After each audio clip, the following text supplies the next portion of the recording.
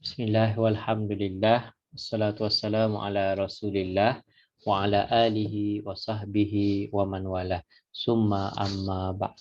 Alhamdulillah, pertamanya kita syukur kepada Allah Subhanahu Wa Taala dengan limpah kurnianya dapat sama-sama kita bersama pada petang ni, dan boleh jadi untuk kelas kita petang ni adalah kelas yang terakhir lah, sebab minggu ni dah masuk kelas ni adalah minggu yang ke-14. Jadi pada hari ini kita akan cerita sikitlah tentang zakat.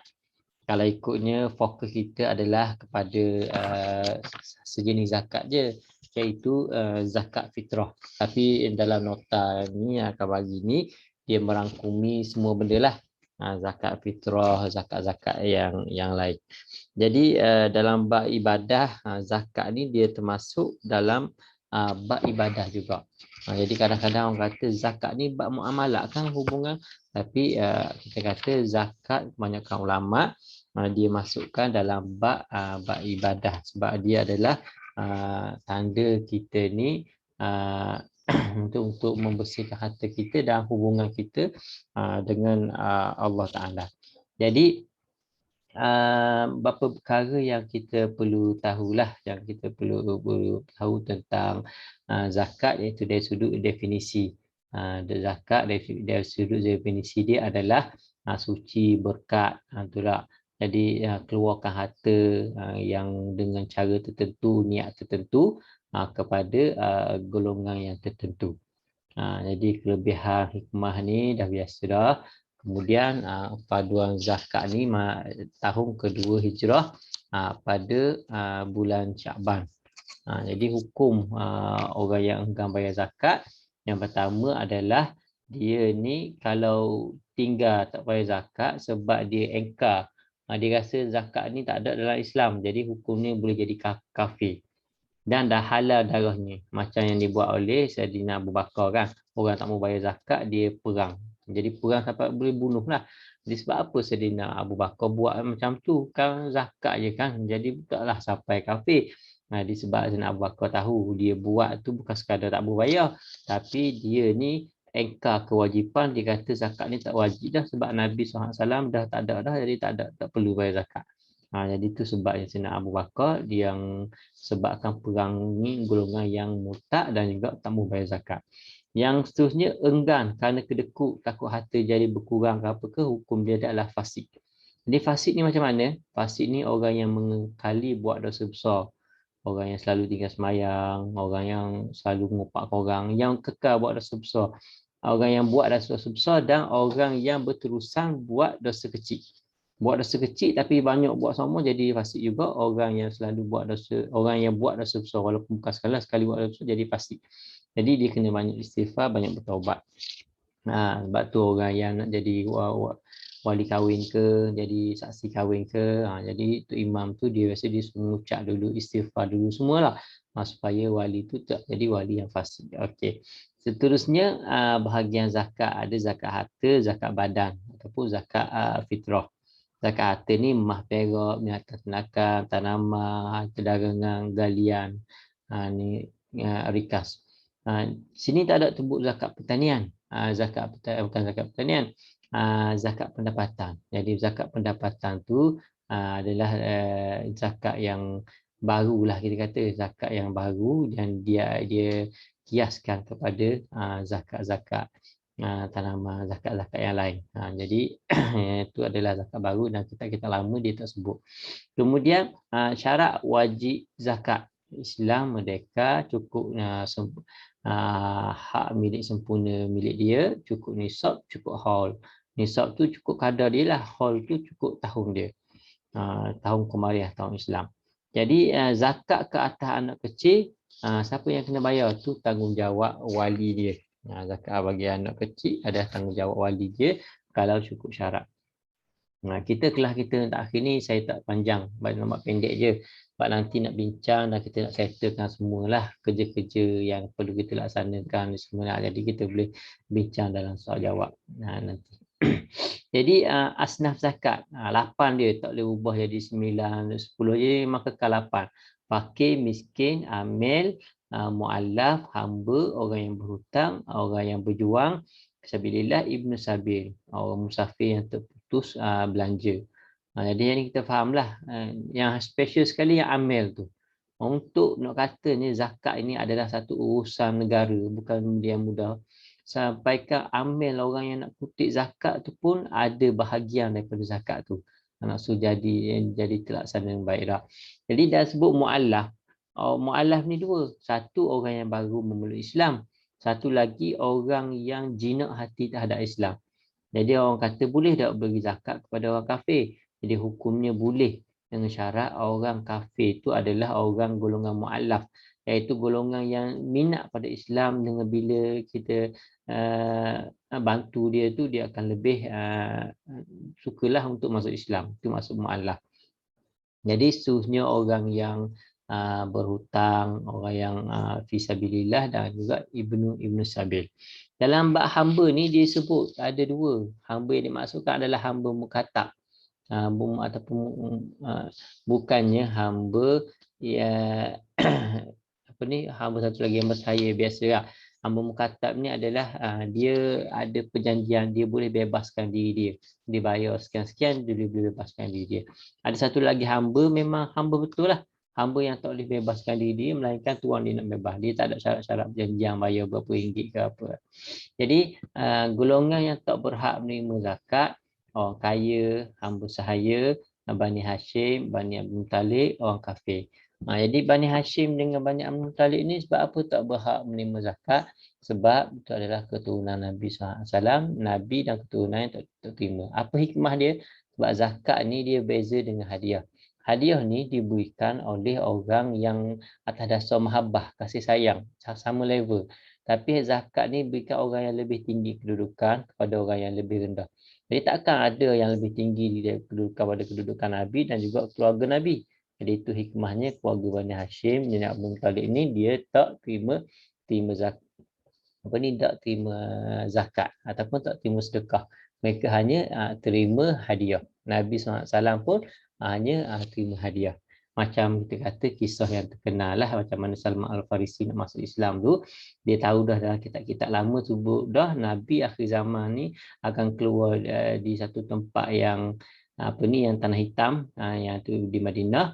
Dia ada 3 ciri. Yang pertama, ciri dia ni tak makan sedekah, tak makan tapi terima hadiah dan juga ada tanda kenabian. Itu dalam hadis cerita panjang tentang kisah Salman Al-Farisi masuk Islam.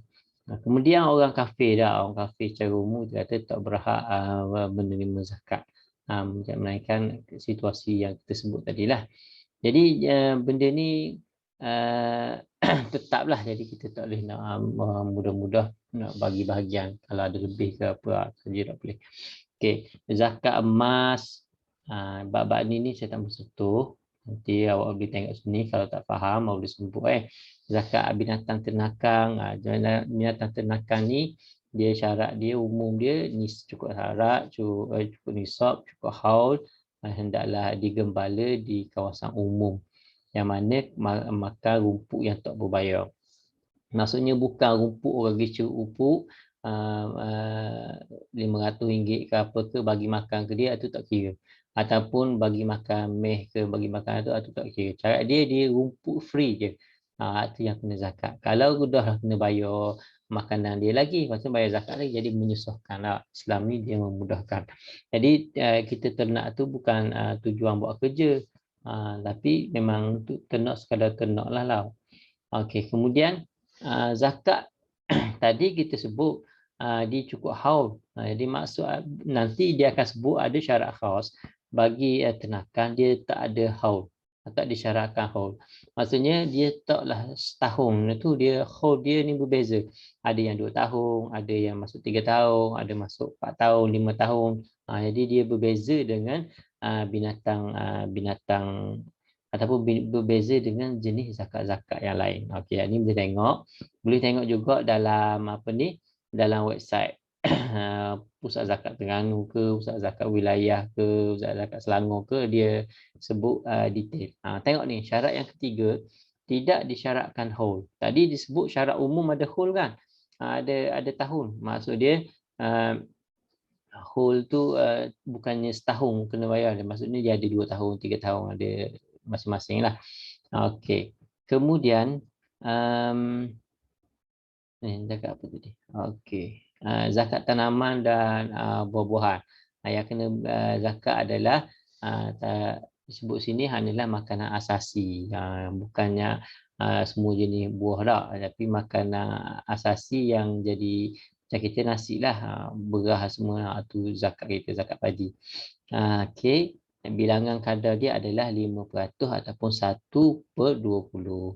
Tapi tengok juga keadaan, bergantung kepada jurusan air hujan ataupun hidup dengan air sungai, ada tali air. Kalau tak ada tali air, tak dicampur benda lain kan adalah 10% ataupun 1/10. Ia tengok mudah ke tak ataupun guna sumber yang lain ke tak. Kalau biasa 1/20, kalau special gitu tu dia akan jadi 1/10. Dia boleh tengoklah, boleh tengok. Jadi benda ni saya rasa semua dah faham. Saya nak fokus pada zakat fitrah sebab tu saya laju sikit bahagian ni. Okey, barang perniagaan. Boleh tengok harta rikas.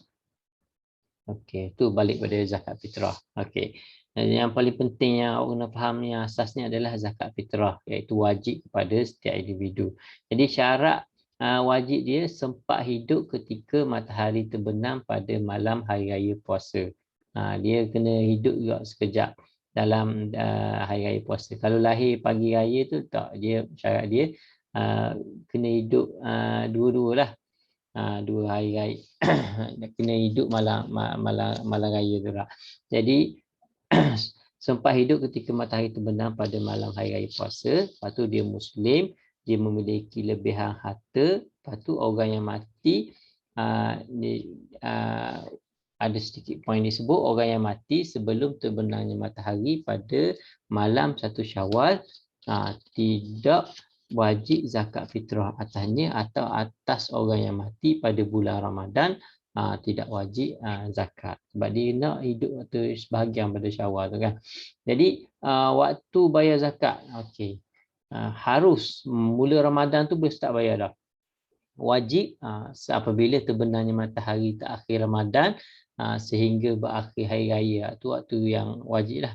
Yang afdal menunaikan zakat sebelum keluar menuju ke tempat solat hari raya. Zakat fitrah ni kita bagi supaya semua orang dapat raya. Semua orang yang tak ada duit, tak ada makanan pada hari tu dapat makan. Jadi asalnya sebab itulah kita bagi beras. Dalam mazhab Syafi'i ini kita bagi padi semua, bahan makanan semua, bukannya bagi duit. Bagi duit tu kita ikut dalam mazhab Hanafi. Jadi tengok keadaan sesuai lah. Mufti kata sesuai, jadi kita ikut pandangan mufti. Sebab apa? Sebab dulu sebab sekarang ni persediaan untuk raya semuanya sedia awal kan. Kalau kita bagi awal lagi bagus pula.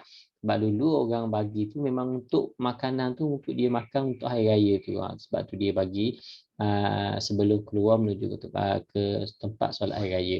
Makruh selepas solat raya sehinggalah akhir hari tu waktu maghrib. Tu makruh. Tapi kalau tunaikan waktu tu sah juga, sah. Kalau haram, zakat fitrah selepas daripada hari raya.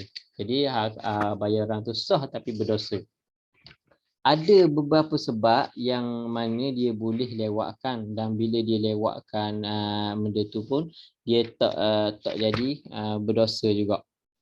Apa dia? Contohnya waktu haram boleh dengan tidak ada jika ada keuzuran. Antara keuzurannya adalah seperti hartanya tidak ada di tempat tersebut.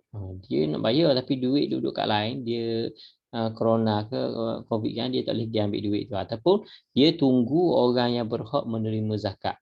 Semua orang kaya, jadi tak ada orang yang terima zakat, dia tak bagi. Jadi hukumnya tak haram. Kalau dia tunaikan zakat lewat daripada hari itu, sah zakat dia dan dikira sebagai qada lah, dikira sebagai qada, dia bukannya ada. Okey. Okey, jadi ada beberapa sebab yang wajib kita ni tanggung zakat fitrah orang lain. Yang pertama hamba. Jadi tuang dia tu kena wajib bagi tuang dia keluar zakat bagi hamba dia. Yang kedua sebab pernikahan, wajib bagi seorang suami itu dia keluarkan zakat pada isteri. Yang ketiga sebab kerabat, wajib bagi orang tua keluarkan zakat untuk anak dia masih kecil ataupun anak dia terhak gila apakah. Jadi dia kena keluar. Jadi kalau budak kecil dia dah ada duit dia sendiri, macam mana? Dia boleh dia keluarkan zakat dia sendiri, dan boleh juga mak ayah dia tolong bayar untuk dia. Jadi boleh buat pilihan lah. Sekarang ni ramai kan budak-budak yang dah mewah, dah ada TikTok semua, nak boleh dapat duit semua bulan-bulan banyak daripada mak ayah. Jadi boleh walaupun dia ni kecil lagi nak tunaikan zakat untuk diri dia sendiri.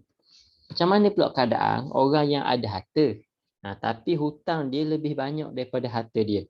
Jadi dia wajib keluarkan zakat fitrah sahaja. Zakat harta, zakat hak lain-lain tu semua tak payah. Ini pendapat muktamad dalam Imam Nawawi lah dan kitab Majmu'. Jadi yang lain tak payah. Untuk zakat dia sendiri, untuk zakat fitrah dia wajib. Kemudian ada beberapa isu lagi tentang zakat ni yang biasa orang sebut. Antara dia ialah kadar dia. Kadar dia. Berapa kadar yang sebenarnya yang disebut dalam Islam? Kita sebut kita bayar duit saja kita tahu kadar. Jadi kadar tu kita ikut nilai yang beras. Jadi bersamaan dengan satu gantang. Satu gantang Baghdad. Kiraan kita ni ada bersamaan dengan 27/10 kg ataupun 3 liter setengah air kalau nak kira lah. Jadi 2 kilo lebih lah, dekat-dekat dengan 3 kilo. Tu kadar yang sebenar sebut dalam kitab. Jadi yang kita buat ni, kita sama ada kita ikut pandangan mazhab Hanafi, bayar dengan duit, ataupun kita ikut pandangan satu kaul dalam mazhab Syafi'i, ikut pandangan Imam Al-Bulkini. Ingatlah, kata ni ikut mazhab Hanafi ni. Sebenarnya ikut juga mazhab Syafi'i, tapi pandangan yang bukan pandangan yang kuat lah dalam mazhab Syafi'i. Ada masalah lagi. Contohnya seorang tu dia miskin sangat. Dia tak mampu untuk semua keluarkan zakat kepada semua ada dalam tanggungan dia. Jadi dia nak buat macam mana? Dia tengok level dia. Yang pertama, kalau mampu untuk diri sendiri. Kalau mampu lagi, barulah untuk isteri dia. Mampu lagi, barulah untuk anak dia yang kecil. Mampu lagi, barulah untuk ayah dia, barulah ibu dia. Kemudian barulah anak yang besar. Apa beza anak kecil yang besar ni? Anak kecil maksudnya anak yang ada itulah anak yang tak mampu cari duit sendiri semula. Anak yang besar yang mampu duit sendiri, ayah pun patutnya boleh juga nak bayar untuk anak ni kan. Jadi buat pilihan. Jadi yang pertama tadi diri sendiri, isteri, anak yang kecil, bapa, ibu, anak yang besar, kemudian barulah untuk hamba. Tu ranking siapa yang kita perlu bayar dulu kalau tak banyak duit. Jadi ayah boleh tunaikan zakat fitrah untuk anak yang belum balik macam sebut ni, walaupun anak tu dah kaya. Okey. Zakat fitrah atau zakat ni boleh tak diberikan kepada kaum kerabat anak beranak sendiri? Boleh, bahkan sunnah.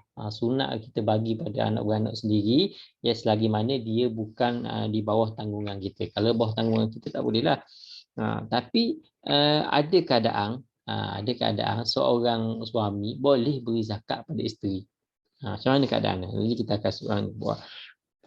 Keadaan dia, kalau seorang perempuan tu, isteri tu, dia ni makan banyak. Dia boleh makan banyak sehingga nafkah yang diberikan oleh suami dia tu tak cukup untuk makanan dia tu. Jadi boleh suami dia keluarkan zakat kepada isteri dia. Macam mana gitu pula? Maksudnya, kalau dulu kan ikut kaedahnya sehari tu kena suami kena beri pada isteri. Kalaulah suami tu kaya, 2 cupok. Kalaulah suami tu miskin, secupok. Kalaulah suami tu sederhana, secupok setengah. Kalau secupok tu tak cukup untuk dia makan, tak kenyang dia, sebab dia makan banyak, jadi boleh bayar zakat untuk dia, untuk isteri suami dia. Jadi antara isu lain dia adalah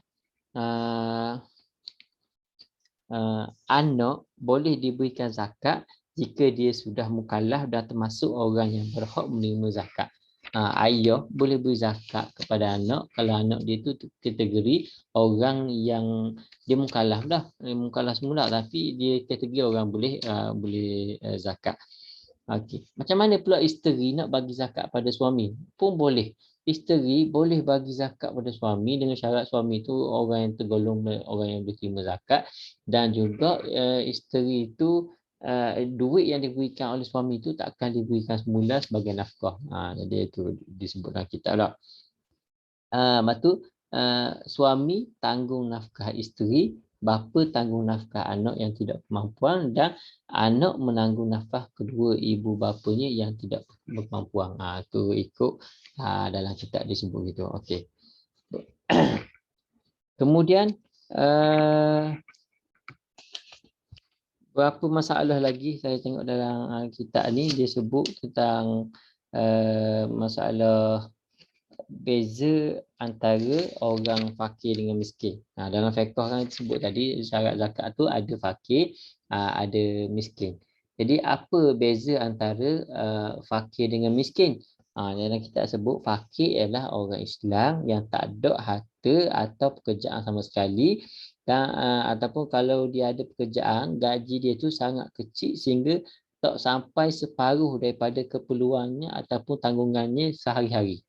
Kalau contoh orang tu dia perlukan RM10 sehari untuk keperluan tanggungan dia, tapi dia dapat RM4 ataupun RM5, itu dia kira sebagai fakir. Ni khilaf lah, banyak ulama boleh keluar, tapi ni yang dah sebut dalam kitab mazhab Syafi'i ini. Dan kalau miskin, orang Islam tu ada kerja tapi pendapatannya kecil dan tak cukup untuk tanggung keperluan diri dia. Dia umpamanya hanya mendapat lebih separuh daripada keperluannya dan tanggungan sehari-hari. Contohnya dia perlukan RM10 sehari, tapi keperluannya lebih separuh dia dapat. RM6, RM7 ke RM8 ke tak cukup dengan kadar keperluan tu, dikira miskin. Jadi ramai orang kita hari ni kategori miskin. Tak? Keperluan kita banyak. Semua tiba-tiba tak ada kerja ke apa ke, jadi tak mampu. Atau fakir ni lebih pada separuh pun tak, kurang daripada separuh pun tak mampu. Itu fakir. Okey.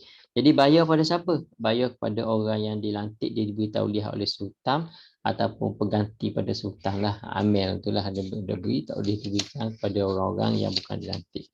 Itu kalau duduk dalam negara yang dijaga oleh orang Islam lah. Kalau negara tu bukan negara Islam, dia Eropah semuanya, dia tak ada lah, dia berdasarkan apa ni, institusi agama yang ada di kawasan tu. Okey. Okey, jadi apa lagi masalah yang kita boleh ambil tentang zakat ni, dia sebut okay, di mana tempat yang terbaik untuk diberikan zakat. Jadi tempat yang terbaik adalah tempat di mana kita ni mengambil harta. Sebab dalam hadis dia sebutkan ambillah daripada orang kaya mereka dan berilah pada orang miskin mereka. Maksudnya kita ambil orang kaya kat KL. Lepas tu kita bayar zakat kat KL. Itu yang terbaik lah. Kalau nak bayar tempat lain, di kampung kita ke apa ke, itu pun tak ada masalah. Itu pun boleh. Okey. Macam mana masalah orang tu dia wajib keluarkan zakat, kemudian dia meninggal. Jadi hukum dia adalah wajib harta pusaka dia dikeluarkan untuk bayar zakat tersebut sebelum dibahagi-bahagikan kepada ahli waris dia. Sebab dia dikategori wajib bayar zakat, tapi dia meninggal dunia. Orang yang jual kebun dia dan kebun dia itulah buah dengan hasilnya banyak semua dah. Jadi wajib dia keluarkan zakat buah-buah tersebut. Kerana bukan pembelilah yang keluarkan zakat tu. Jadi dia tu yang jual kebun. Sebab syarat-syarat tu zakat tu cukup dah. Masa kebun dia tu buah tu semua dah. Bukannya masa dia bagi ke orang. Jadi hak jadi tugas dia bukannya tugas orang hak beli tadi. Okey. Apa lagi?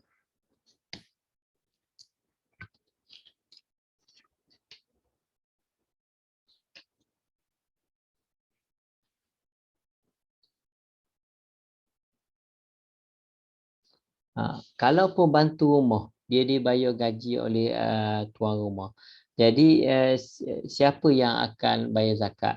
Pembantu rumah dia tak macam hamba, dia ada gaji dia sendiri. Jadi zakat dia tu jadi kepada dia bukan tanggungan tuan rumah. Okey, kalau hamba ni dia tak ada dia tak ada apa ni, dia tak ada peruntukan duit yang tuan dia takkan beri gaji semua, tu kira hamba. Jadi jika suami miskin dan tak mampu keluarkan zakat fitrah, sedangkan isteri orang yang kaya, suami tak wajib keluarkan zakat fitrah, dan sunat isteri itu keluarkan zakat fitrah untuk dirinya. Ni dalam kitab Fathul Mu'in. Perempuan yang telah ditalak raj'i, maksudnya dia ditalak tapi boleh rujuk lagi dan masih dalam keadaan iddah, dan perempuan yang telah ditalak bain, yang tak boleh iddah dah, tak cerai, talak 3 ke apa ke, jadi zakat fitrahnya akan dibayar oleh bekas suaminya. Tu disebut. Itu sedikit sebanyaklah perbahasan tentang zakat fitrah dan zakat lain, dan dia ikut panjang kan. Dia jawab tengok ni, kalau ada apa-apa yang tak faham boleh tanya balik lah. Jadi untuk tu saja setakat ni. Jadi saya minta maaf lah sepanjang kita dah hampir 14 sesi ni ada salah silap, saya ada kekurangan, minta ampun, minta maaf semua. Semoga kita mendapat yang terbaik dan dapat sedikit ilmu daripada pengajaran kita. Assalamualaikum warahmatullahi wabarakatuh.